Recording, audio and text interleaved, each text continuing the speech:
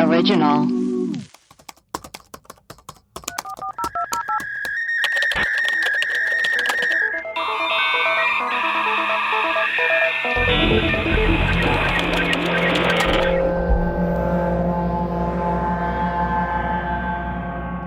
Hello, and welcome to Web Crawlers, the podcast where we do a deep dive into some of our favorite unsolved mysteries. Each week, we will introduce our topic, lay out our research and findings, reveal some conspiracy theories, and conclude with our own hypothesis. Who knows, we might even crack a case. I am Allie Siegel. I am Melissa Stetton. And I'm producer Maria. Web Crawlers has a Patreon to get access to rewards, bonus episodes, shout outs, merch discounts. Please go to patreon.com/webcrawlers. You can donate as little as $2 a month to become one of our bimbo patrons. Also, we're not sure yet, but maybe we might do like a Christmas Patreon thing. Who knows? Oh, yeah, we should do a Christmas special, a Christmas mystery. Yeah. Oh, yeah. Like, there's got to be some sort of like what's the vibe with Santa Claus? Or like people like a murderous Santa Claus, murder or something. Santa Claus murders, or like murders Santa that have Claus happened murder. on Christmas. Like, I didn't like the gift, so I'm going to murder you. Yes. Okay. We'll look into it. Please rate and review us on Apple Podcasts. If you give us a 5-star review, screenshot and DM it to us. Also, we just look regularly, so there's that, and we will read them out loud. And then finally, Erios has a hotline, 626-604-6262. It is really popping off. We get tons of calls. So either call us and leave a voicemail or call 911. Those seem like the two best options for a lot of you. If you can't reach us, just call 911. Melissa, who are our patrons for the day? We've got Mindy, Jessica, Layla G, Jenny L, Lauren R, Jessica M, and Sarah. Thank Lovely you guys ladies. for joining the team. Yeah. Where the ladies at in the Patreon. Okay, so this episode's going to be deranged. I apologize in advance. I'm excited. It's neither a true crime episode, an occult, or a supernatural. It fits into no genre. Well, it's like, look, I think we're at 170 episodes. Yes, we're genre Oh my bending God. now. So, like, it's going to start getting weird. It's going to start getting weird, especially only when so I many write the episodes. mysteries in the world.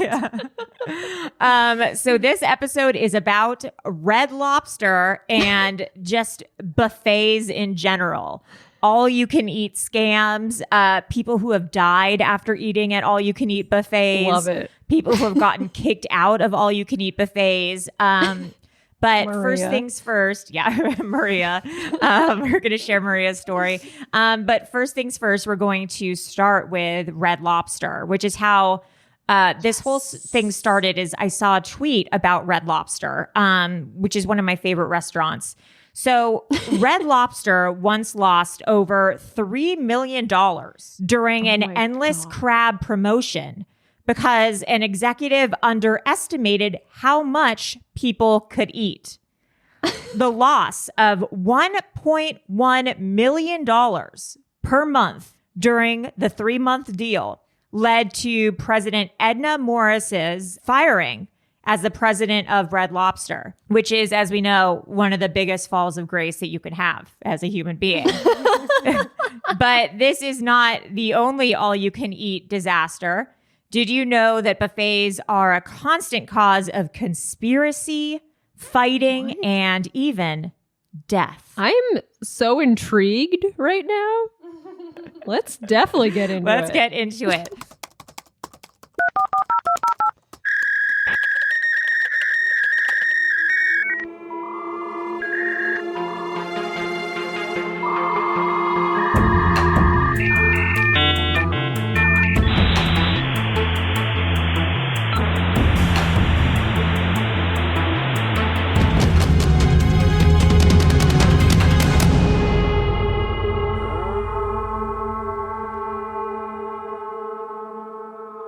Okay, so the history of Red Lobster. First of all, I learned something crazy. Red Lobster and Olive Garden are sister chain restaurants. Did you know this? Oh, Maria knew? Well, it makes sense. that makes sense. Yeah. Well, underwhelming response from you too. I was like flabbergasted. Yeah, that makes sense. They're owned under the larger umbrella of Darden restaurants. Oh. Darden. Yeah, Darden Tootin'. So when Tina Fey wrote her memoir Bossy Pants, she talked about how great Red Lobster is, just to solidify what, this episode.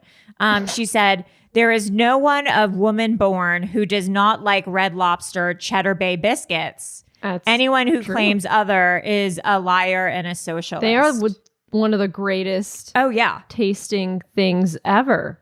And Craig has a good hack. And also you can make them at home, which we have. Yes. Wow. And if you get a side of The Caesar dressing from Red Lobster, you dip those babies in the Caesar dressing. That's something special right there. Wow. We're going to get into some more lobster hacks later. Yeah. Lobster hack. Because I have some for you. You do? Yeah, babe. I came ready. Okay, so just in case you guys want a timeline of the history of Red Lobster, if you're at a party in the future in 2021 or 2022, and someone's like, "Do you guys know the history of Red Lobster?" You can say you do. It was opened in 1968 by Bill Darden in Lakeland, Florida. So the first Red Lobster, unfortunately, occurred in Florida. The one good thing to happen out of Florida. In 1970, it started being backed by General Mills. So, they put money into it. So it started like booming. Once you get that General Mills cash, it end of story. Sky's the limit. Yeah. So 1974, they debut their popcorn shrimp. Ooh. Classic. Yes. Yeah. 1979, they start doing these interesting advertising campaigns. Oh, this is pretty good. This is punny. The campaign is called Seafood Differently, but it's seafood. That's like the joke in My Girl. She goes, "Do you like seafood?" And she goes, "Seafood," and she sticks out her tongue, and there's all that food in Exactly. That was a good joke. Yeah. Advertising becomes a big thing for them. 1983, they open a store in Canada. So they're international, baby. 1984 is the first Lobster Fest. Also, year I was born. Coincidence? I think not. Hell yeah. They do it for Valentine's Day, which I didn't know.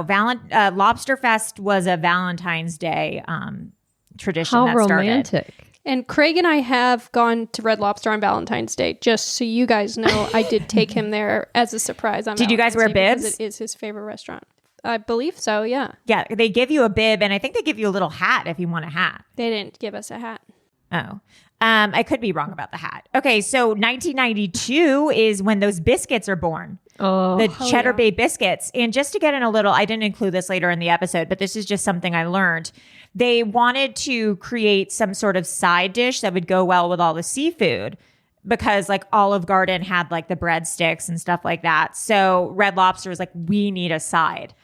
So they started with, first they were going to do hush puppies, and those didn't do well. Then they moved to garlic Texas toast. Oh, that's good. And those didn't do well. And then their third try was the biscuits, and they were like, end of story. 2003 is when this whole debacle happens, when they lose $1 bajillion from trying to serve an all-you-can-eat crab buffet. Can I say something really quickly about the new Red Lobster aesthetic? Yes. I think it's really depressing, actually, the way that they kind of made it look very corporate. Red Lobster used to be like this fun, like a red and blue restaurant. It's like a shanty type, Oh, yeah, like a ship theme. Yeah. Shanty theme. Now you literally walk in and you're in like a shitty, like just corporate blah nothingness. And it's really... Well, they did the same with TGI Fridays. Oh, they did? Yeah, Why? it used to be like fun and whimsical and weird and nonsensical. And now it's just, just booths and beige. Oh, Yeah, Red Lobster used to have worst. like more of like a Long John Silver's vibe. Yes. And now it's so depressing when you go in. It makes me angry. Like, it literally makes me angry. Well, it's probably... And then I was thinking, I was telling this to Craig when we went one time. I was like, think of like the people in the boardroom that had to pick out like this shade of beige. Right. for like the wall. Do you know what I mean? And they all had to agree. Well, it's probably because General Mills got involved and they're just like, we have 1,000 companies. Let's just beige everything out and just make everything look the same. Because they're all about like oats and stuff. Yeah, right? I think they're just like So cornflakes. like beige. Yeah, everything is just cornflake color. And now Red Lobster is in 11 countries, just booming. Wait, that's it? Sorry, Melissa, to disappoint you. How many countries are there in general? I don't even know. There's a lot, Allie. There's like a ton. Well, McDonald's is in like thousands of countries, right? There's thousands of countries? No, I bet there's like 20 max. Hold on. I think you're thinking of continents. No, I know there's like 7 continents. There's 195 countries in the world. Okay, well, I was closer than Melissa. Melissa said 1,000 and I said like 20. Wait, I said 1,000 countries? Yeah, you said thousands. You said McDonald's is in thousands of countries. Oh, I meant world cities. Yeah, sure. well, that's not what you said, Nice Melissa. try, Now Melissa. you sound like an idiot. God damn it. Okay, let's get 11 into this endless crab buffet. So in 2003, Edna Morris was on her second year as president of Red Lobster. She had come from being president of a steakhouse, which frequently had all-you-can-eat promotions. So Edna thought, hey, why not do that at Red Lobster, but with crab? The problem was that dumb Edna didn't realize that steak runs cheaper than crab and that people can eat a lot less steak than they can crab. Yeah.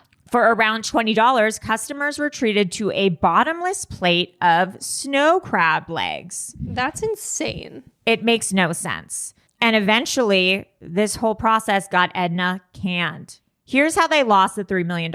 According to SB Nation, several problems stood in the way of this promotion's success. First things first, the market price for crab was about $5 per pound. That's expensive, right? Yes. That means on the raw ingredients alone, the restaurant were taking a hit once customers ate their third plate. Oh, no. Yeah. And if you think about it, if people are going to Red Lobster for all you can eat crab legs, like you're going to have more than 3 plates. Yeah. Especially because you have to crack open the crab leg. You're probably not eating all the meat. Do they weigh the crab itself or just the meat? I think the crab itself. I wonder. I don't really know. Because obviously the ratio of like weight of crab meat inside a crab is way less than, you know, the actual crab weighs itself. It's impossible for me to find an interior shot of Red Lobster in the 80s or 90s. It's literally impossible. They probably scrubbed it from the internet. I mean, am I making it up that it was more fun inside than No, it is? I remember in Michigan going to Red Lobster and it was just like a free-for-all. Like, oh, it was just like weird ships and boat stuff everemember. I don't remember Red anchors Lobster and, ever like, being a free-for-all, but... like decoration-wise, it was like... Remember when Red Lobster was just a lawless land? You know when people would like sign dollar bills and like hang them on the wall? Yeah, there I weren't feel like it had peanuts that on the vibe. floor of Red Lobster and like a mechanical bull. Okay, so with overhead costs and side dishes built in, it became a huge problem every time someone would get another plate of crab. In order for the crab promotion to be successful, crabs needed to be close to $2 to $3 a pound. But they were far more than that. Double that. Additionally, the problem is that snow crab is highly regulated in the United States and you're also around the world, and you're only allowed to fish for snow crab. Excuse you? Snow clams. You're only allowed to fish for snow crabs at certain types of the times of the year. In 2002, they only allowed 172 million pounds of snow crab to be caught. Only? Well, worldwide, for the entire world. And that had to be distributed for the entire world. So Red Lobster's like, needs to take from that for this endless crab buffet. They're like, we need all of it. Yeah. And when there's limited resources, then that means the price is going to go up. So less crab meant higher prices, but the appetites of the customers stayed the same. Basically, this just was like a huge disaster. The crab fiasco was blamed for tons of people to sell off their shares in Darden Restaurants, who's like the parent company. No. which wiped out $405.9 million of stock in a single session. Now, I have a question about this. If it's about math, be careful. It was a 3-month promotion. Yes. They were losing $1 million a month. Why didn't they end the promotion after the first month? Girl, I don't know. Probably Edna was like, it's going to get better from here. Or I don't know. Because the McDonald's monopoly thing, like, remember they were doing... Yeah, and they kept it going when there was thing? that huge scam. I found some people who worked at Red Lobster during this time. Ooh. So I found them on Reddit, though. I didn't talk to them. So Reddit user BuckFever626 says, my sister... Buck Fever. My sister worked there as a waitress during this time. She said people were only eating the crab legs and not the meat in the body of the crab, and they would just throw that part away. So maybe you did get the full crab. I don't know. So is that better meat? I think people enjoy the crab legs. I don't really eat crabs. I don't really know. I don't eat crab either unless it's like soft shell crab. Oh, you know, when I've never had that. What? Ooh, I think so you good, have. Melissa. I think you eat the whole crab, right? Yeah, and it's like fried. So I've good. never had My it. mouth is watering. I do like Old Bay seasoning. Isn't that what people put yeah. on crabs? Hell yeah, babe. They can. You can if you want. Don't have to. So then another Reddit user, Joan Figgins, says, I worked at Red Lobster when this happened. From what I saw, it wasn't that they underestimated how much people could eat. They underestimated how much they wouldn't eat. Since it was unlimited crab, people would refuse to eat anything even remotely difficult to take out of the shell. Why bother trying to work on cracking a difficult piece if you can just get more for free? Oh my God. How interesting. It's like, oh, fuck this. I'll just get another one. crab. Yeah. Oh. Whoa. It got to the point where people wouldn't eat claw meat because it was difficult to open. People would only eat the thick half of the crab leg and just throw out the smaller half. People would shred the meat trying to crack open a leg, and then they would just throw the piece out and break into a new one instead of eating the torn meat. So wasteful and a huge mess for the busboy. Wow. Poor busboy. Yeah, poor busboy. So then in 2016, they're like, why not give us a crack at another all-you-can-eat thing? Oh. They try all-you-can-eat shrimp. In 2016, Business Insider, the website, magazine, whatever, headed to Red Lobster with a plan to eat so much off the endless shrimp menu that they would get cut off and thrown out. Which is weird. Like, why are people trolling Red Lobster like that? To preface this, in 2015, Red Lobster increased the size of its shrimp by 47%. Because they were getting complaints from customers that their shrimps were too small. What? Yeah. So I feel bad for Red Lobster already. They already had this whole crab debacle. And now people are complaining that their endless shrimps are too small. So then they have to start buying bigger shrimps. And now after this whole crab thing of all you can eat, now they're running another all you can eat promotion.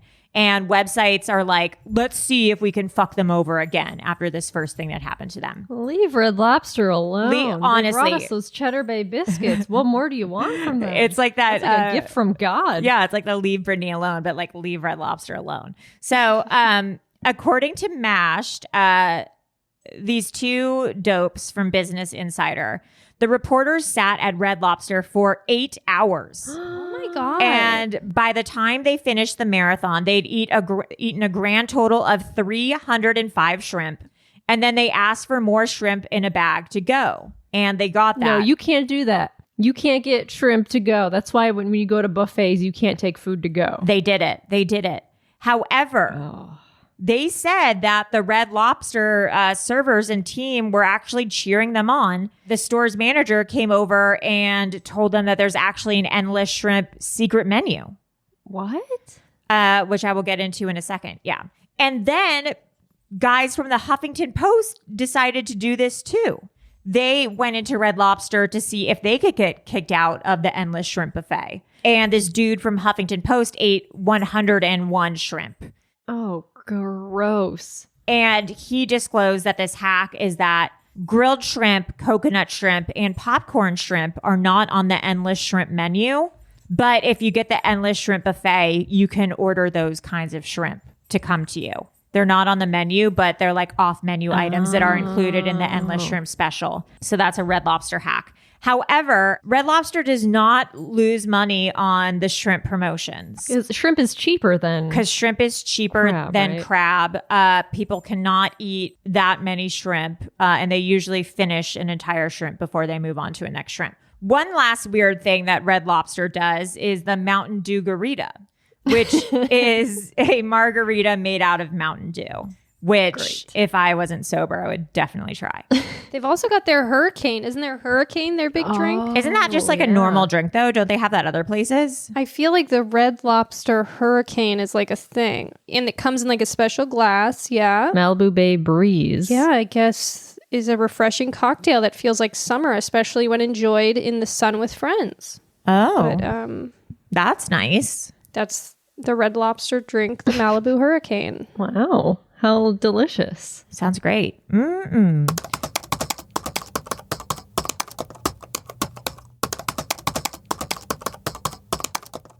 So now let's get into some crazy buffet stories because...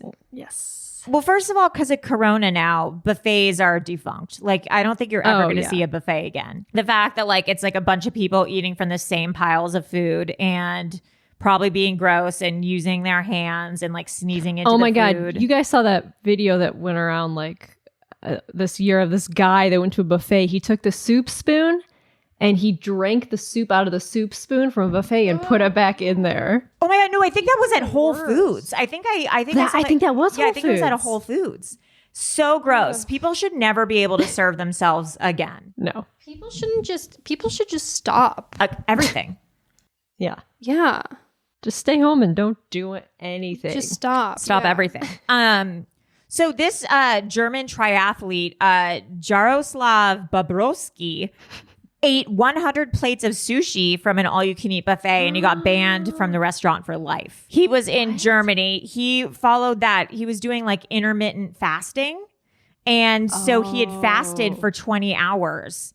And then when he was done fasting, he went to this restaurant, ordered the $19 all-you-can-eat sushi, and he ate 100 plates of food. He consumed 18 pounds of sushi or 4,000 calories. I wonder if it was just sashimi or sushi rolls, because that's rice. That's not gonna, that'll expand in your stomach. I think maybe it was both. Or maybe it was sashimi. I don't know. He said the restaurant's owner said that the consumption was not normal and that he ate as much as 5 diners normally would. He wouldn't buy any booze or drinks. So obviously they lost a ton of money on this guy and they ended up kicking him out. Yeah, sure. I mean, if there's not if you don't have it like in limited to, 50 plates of sushi, then it's all, Exactly. I don't think that's right. You made your bed. Let someone sleep in it. He should have sued. And then I found some people on Reddit who like either worked at or owned buffets. So this story is crazy. So this is from Blueberries. My parents owned an all-you-can-eat buffet, and I was there every day of my life from 4 to 14 ages. My favorite horror story is when a couple came in to eat. They loved the crab legs, and every time my mom put some out, they took it all. Ugh. And just a reminder, crab legs are very expensive. Forget the other customers. They just took it all and ate it all. So they're there for maybe 2 hours now, and it's starting to get dark. They've eaten through at least a week's stock of crab legs, and my mom finally decides it's enough. She stops putting it out at the buffet and brings individual plates to the customers who wanted it, who couldn't get any due to this couple stealing all of them. Then this couple gets angry. They literally flipped over the chairs at their table, flipped their plates, bowls, cups, etc., and completely trashed their area. Food was all over the floor, table, chairs. Sticky soda was dripping into the carpet. They left in a hurry, but someone caught their license plate. We called the cops, and I think they said they charged them with something. I can't remember the aftermath details clearly because I was 8 or 9 years old. I just remember looking at the mess and feeling really angry that my sister and I had to clean it up. Ugh. Crazy. They got furious that they couldn't get those crab legs. And then this guy says, his name's Binger5. We offered an all-you-can-eat lobster meal in the early 2000s. Most people came in and ate 3 or 5. The most I've ever seen maxed out was at 9. But then this whole lobsters? Apparently. But then I can't imagine eating 9 lobsters. But then this one guy came in and ate 22. Oh. And ordered an apple pie for dessert, he says. Oh. Delicious. Delicious. And then, I know. And then this guy, Guru19, said, when Olive Garden has their all-you-can-eat pasta, I asked a waiter what he saw for a record. He said he served a former NFL lineman who had 17.5 bowls of fettuccine Alfredo. No, He couldn't do 18. He had to do 17 and a half. He couldn't make couldn't it. take that last bite. Yeah. And then this last one, this person, Nat Latch. At one point, myself and 2 other family members worked at the Golden Corral because small towns didn't have a lot of job options. I worked in the bakery, which was surprisingly low in horror stories, but the other places were truly chaotic. My brother worked at the steak section. He got regulars that would tip him pretty well if he would prepare blue steaks for them. What does that mean? Like just rare or like uncooked? Maybe. Blue steaks. I'll Google it in a second. And then he said, my cousin worked at the salad bar. Management would require her to keep seafood items on the bar for long after the point where they'd be safe to consume. Oh, no. I think the record was chilled shrimp from Mother's Day that stayed on the bar for over a week and a half. No. And there's more of these stories. They finally caved and let her toss them when a customer started complaining about the smell. No. Yes. Blue steak, really quick, is it's cooking cold meat under high temperature for a very short period of time, just long enough to lightly sear the outside. Huh. So it's like rare. Yeah. So it like looks blue in the middle, basically, because it's so bloody. That's gross. It's probably gross because it's also low quality steaks for an all-you-can-eat buffet. Ew, yeah. So do people scam buffets or are buffets scamming you? I'd like to know this. The This is ultimate interesting. question. This thing about the seafood staying for long periods of time, that's the norm for buffets. And that's kind of how all-you-can-eat buffets work or manage to make any money. So this one guy says, I have seen Chinese buffets at the fish market going and buying, or people who run them, going and buying the bottom of the barrel seafood, including crab legs that are way past their prime. And then they don't steam them properly to save on the volume. He added that oysters fall into the same category. They're sourced from grocery stores past their ideal date of sale. So a lot of these buffets will buy things that are like nearly expired or like just expired and get them from the grocery stores either for like free or for cheap and then use them for an all-you-can-eat buffet at their restaurant. No. And this is like even like a nice Vegas buffet or something like that. Like if you were to go to like an all-you-can-eat buffet in Vegas. I don't think if you're at like a really high quality, like you're paying $100 for a all-you-can-eat buffet. I feel like the Vegas buffets are so popular that like the turnover rate in the food is probably like at least daily. Yeah, I think those are like But huge you're talking buffets. about like a restaurant, like a buffet restaurant. Yes. And then another thing about this is let's say a restaurant is a restaurant during the week and then a buffet on the weekend. That's a red flag. Leftover food. Because they're just turning all of their leftover food into a buffet or they're taking the scraps and like repurposing them.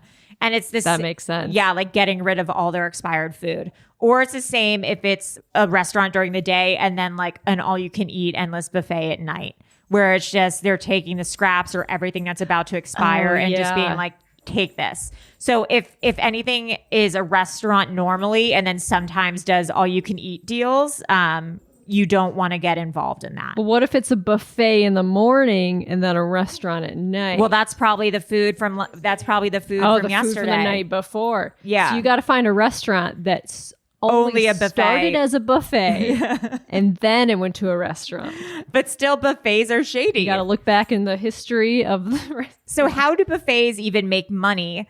And I'm thinking of like a place like Soup Plantation, for example, which now is out of business. Yeah, it's no longer exists. It no longer right? exists. But it's because there's no wait staff and they're repurposing food.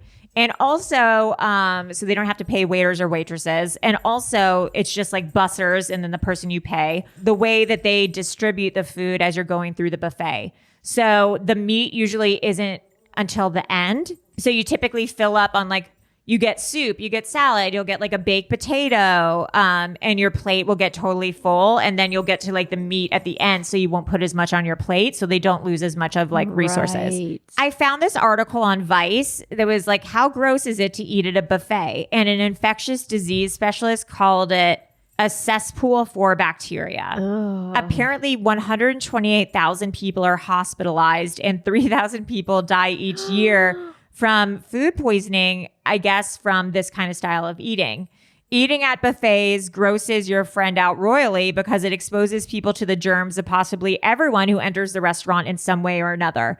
We're talking about possibly coming into contact with folks who don't wash their hands after using the bathroom, people who may be coughing and sneezing, or of course, those snot-ridden children who insist on serving themselves. Bad news bears. The most popular things that you can get eating at an all-you-can-eat buffet are like E. coli, salmonella. The most popular things. I thought you were going to say like an omelet bar. Yeah, like a bagel, like a breakfast buffet.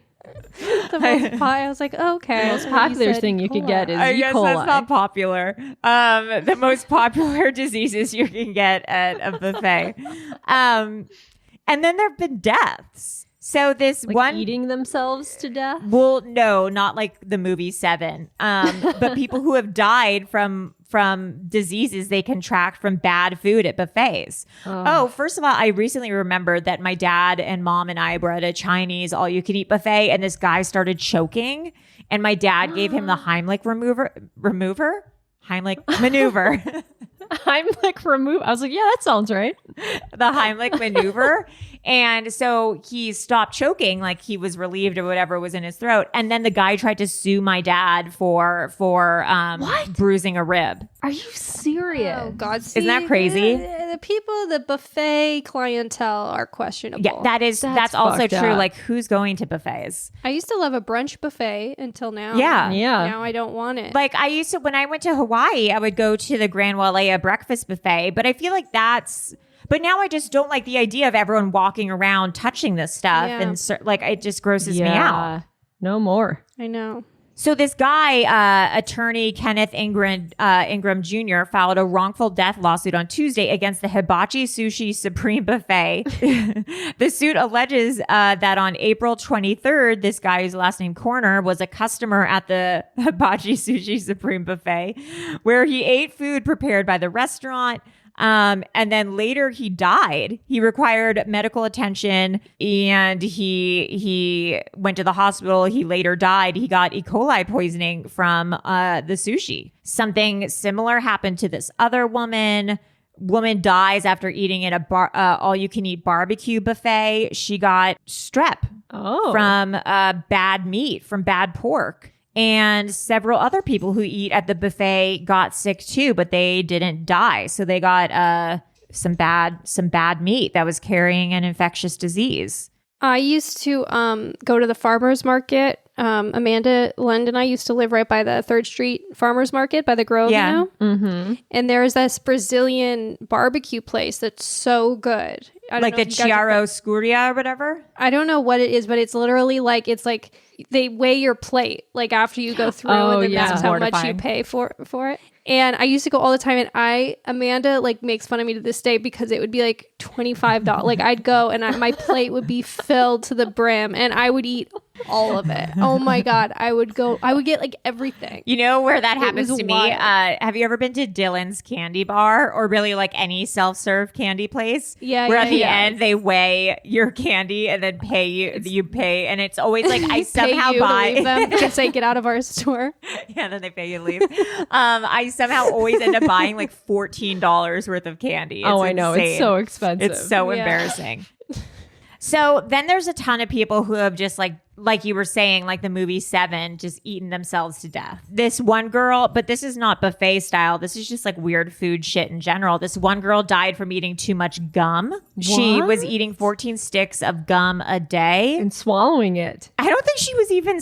she was swallowing it. Yes. It doesn't even seem like that much to chew a day. Like I don't really chew gum all that much. Well, she was swallowing it. She was swallowing it. 14 sticks. But it's the swallowing it that I like think 2 is packs. ill-advised. She went through like 2 packs of gum. Yeah.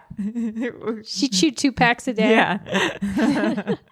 Yeah, I do 2 packs a day. Yeah, what, Marlboros? No, juicy fruit. Juicy fruit. Then this London fashion model ate 19 pounds of food in one sitting, and then her stomach exploded. Wait, what? Oh my God. Yeah. In 1981, a London fashion model, 23 years old, binged on 19 pounds of food. She allegedly ate 1 pound of liver, 2 pounds of kidneys, a half-pound steak, a pound of cheese, 2 eggs, 2 glasses of milk, 2 thick slices of bread, 1 cauliflower, 10 peaches, 4 pears, 2 apples, 4 bananas, and 2 pounds of plums, carrots, and grapes, and died. Was she trying to kill herself? I don't know. Oh my God. Wow. Maybe she was doing this weird intermittent fasting thing. Wow. Anyways, okay, then there's this Florida psychologist who ate so many hot dogs that they died. In 2013, competitive eater Joey Chestnut set the world record for most hot dogs consumed at 69. Nice. But then again, he trains his stomach and body for such tasks. Not the case with this next individual. This is from Tastemade. After returning home from the doctor's office, after she had an alleged 2 quarts of matter pumped from her stomach that included 5 pounds of hot dogs, 3 boxes of crackers, and 2 quarts of milk, a Florida psychologist foolishly proceeded to start binging once more.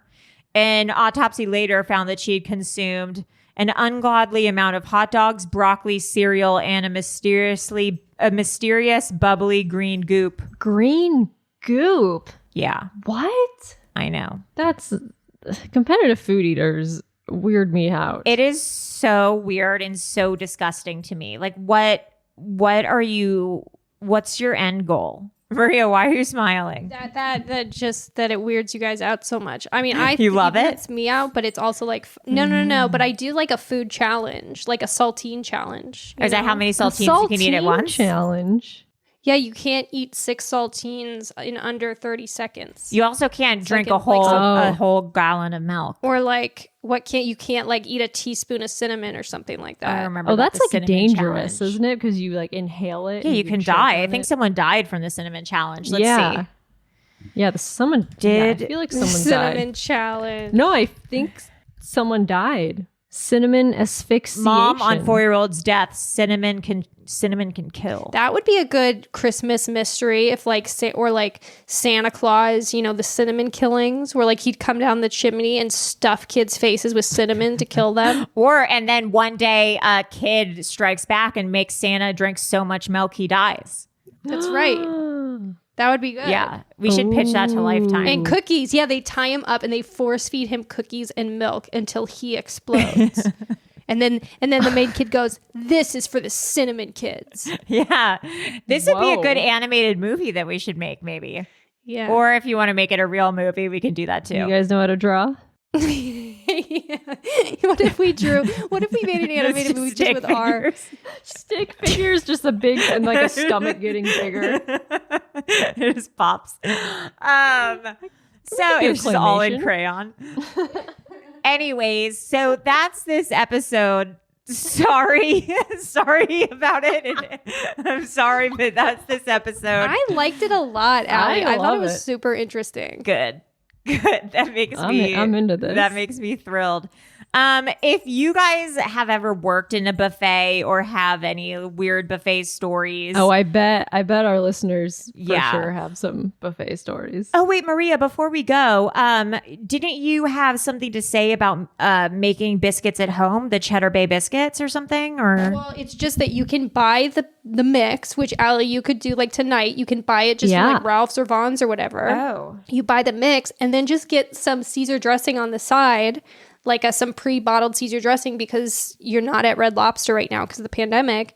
Dip away. And that box mix that you can buy tastes exactly like Red Lobster. I made it last year. It's phenomenal. Yeah, so did we. It was legit. By the way, we should end this episode with saying we're all huge fans of Red Lobster. Like I've been to Red Lobster. I've gone on dates to Red Lobster. I've been to the Red Lobster in Palm Springs. A year ago. Yeah. We went to Red Lobster in Palm. Melissa and I went to Red Lobster in Palm Yeah, our Springs. basketball. Oh my God, yeah, that's team right. Went there last summer. I was once long distance dating kind of a guy in Palm Springs, and every time I would go visit him, we'd eat at the Red Lobster. We'd put on our bibs and go have some fish. You know, my babe. favorite thing there is actually the chicken Alfredo, fettuccine Alfredo. Wow. I mean, that seems like an Olive Garden probably purchase. because it's Olive Garden's. Oh, It's probably Olive Garden's recipe. It probably That's is. right. Um, And the Caesar salad is so good. we should honestly And the try to lobster do bisque. ads for Red Lobster. Lobster I wonder if we bisque is tag them in good. this episode if they'd Yeah, sponsor well, we us. should definitely tag them and let them know that like We're big fans. And we're sorry for their loss We're in here for that. 2003 of what happened. Like we're sorry I'm about sure. it. I'm sure they've made it up. Yeah, I think they have to now that they're in 1,000 countries. Anyways, so that's it. Please email us and contact us with any further information you have about buffets. I am Allie Siegel. I'm Melissa. All you can eat Stetton. And I'm Maria Crabfest Blasucci. Bye. Bye.